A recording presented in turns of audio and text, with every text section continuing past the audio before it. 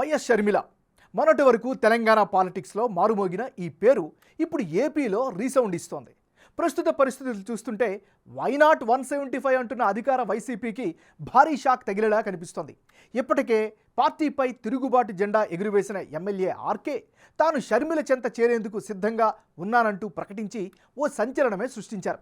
ఇది ఒక్క ఆర్కేతోనే ఆగుతుందా, లేక వైసీపీలోని అసంతృప్తులందరికీ ఇప్పుడు షర్మిలే దిక్కవుతారా?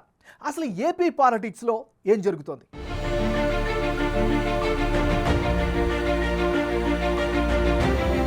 రోజుకో టర్న్ తీసుకుంటున్న ఏపీ పాలిటిక్స్. షర్మిల వెంటే నడుస్తానంటూ తేల్చేసిన ఎమ్మెల్యే ఆర్కే. షర్మిల రూట్ ఏదైనా ఆమె వెంటే పయనమన్న ఆర్కే. షర్మిల ఎంట్రీతో ఏపీ పాలిటిక్స్ సీన్ మారనుందా? షర్మిల వస్తారనే సమాచారం ఉందంటున్న ఏపీ కాంగ్రెస్. ఘర్ వాపసీ ఆలోచనలో కిరణ్ కుమార్ రెడ్డి.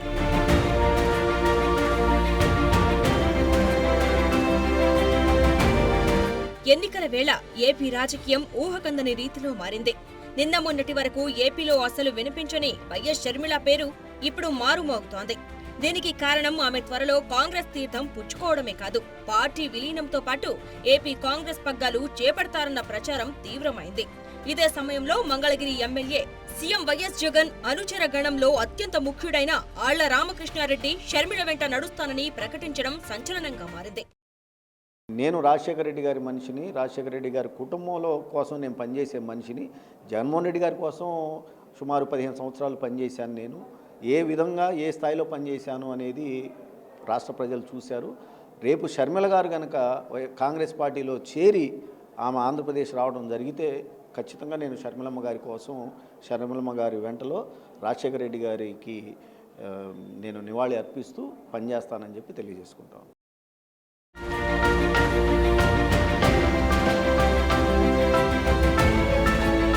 అయితే ఈ తిరుగుబాటు ఇక్కడితో ఆగుతుందా లేదా అన్నది ఇప్పుడు ఆసక్తికరంగా మారింది. దీనంతటికీ కారణం సీట్ల ఖరారు విషయంలో వైసీపీ అధిష్టానం అనుసరిస్తున్న విధానమే అని చెప్పుకోవాలి. 2014, 2019 ఎన్నికల్లో వైసీపీ నుంచి ఆర్కే ఎమ్మెల్యేగా గెలిచారు. 2019 ఎన్నికల్లో లోకేష్ పైన గెలిస్తే మంత్రి పదవి ఇస్తానని హామీ ఇచ్చినా జగన్ అమలు చేయలేదు. అంతేకాకుండా మంగళగిరి నుంచి ఈసారి ఎన్నికల్లో బీసీ వర్గానికి చెందిన గంజి చిరంజీవిని అభ్యర్థిగా సీఎం జగన్ ఖరారు చేశారు. దీనికి ఒప్పుకోని ఆర్కే పార్టీ నుంచే తప్పుకున్నారనేది వైసీపీలో జరుగుతున్న ప్రచారం.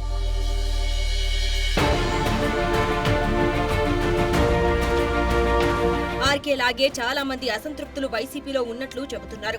వీరంతా టీడీపీ పంచన చేరలేక, వేరే దారి లేక వైసీపీలోనే కష్టంగా గడుపుతున్నారని, ఇప్పుడు వీరందరికీ కనిపిస్తున్న ఏకైక దిక్కు వైఎస్ షర్మిలే అనే చర్చ జరుగుతోంది. ఆమె కనుక ఏపీ కాంగ్రెస్ పగ్గాలు చేపడితే అసంతృప్తులంతా ఆమె వెంటే వెళ్లే అవకాశాలు ఎక్కువగా ఉన్నాయంటున్నారు.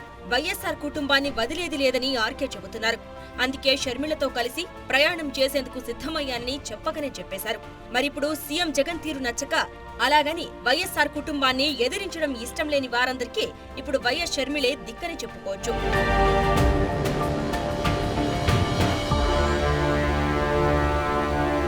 ఏపీ కాంగ్రెస్ లో షర్మిల చేరతారన్న సమాచారం ఉందంటున్నారు ఏపీసీసీ చీఫ్ గిడుగు రుద్రరాజు. ఆమె రావడమే ఆలస్యం, గ్రాండ్ వెల్కమ్ చెబుతామంటున్నారు.